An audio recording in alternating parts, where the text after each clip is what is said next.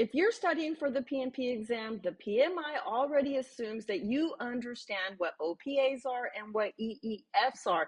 And today I'm going to break it down in a simple way to help connect the dots. So when the PMI talks about projects, they're not just talking about building schedules or project deliverables, right? Successful projects exist. Why?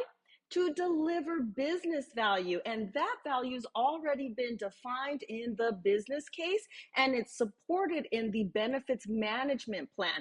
So here's what matters for the PMP exam, okay? Projects don't exist in isolation. They are selected, they're initiated, and they're executed within organizational context. And that's going to directly influence how that project is planned out and how decisions are actually made.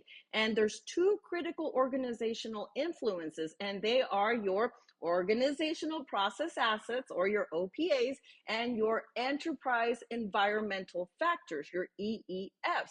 So let's go ahead and start with your OPAs. So OPAs are things the organization owns, controls, or builds, and that's what's going to help your project succeed. And they fall into two main categories.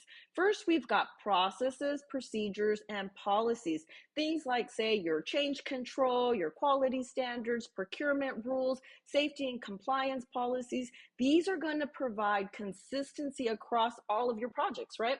Then we've got organizational knowledge repositories, and this includes everything that your historical project information, your past schedules, your past estimates, your past work breakdown schedules, risk registries, lessons learned.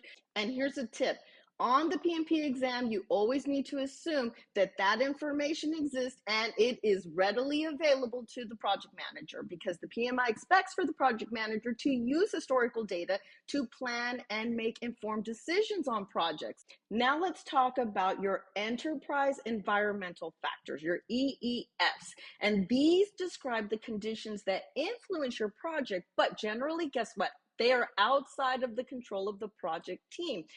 EEFs include everything from like your government regulations, your laws, your legal requirements, industry standards, market conditions, and internal, because there's also internal environmental factors, might include like your organizational culture, your structure, your governance systems, the technology that you use, available resources, and even your geographical location.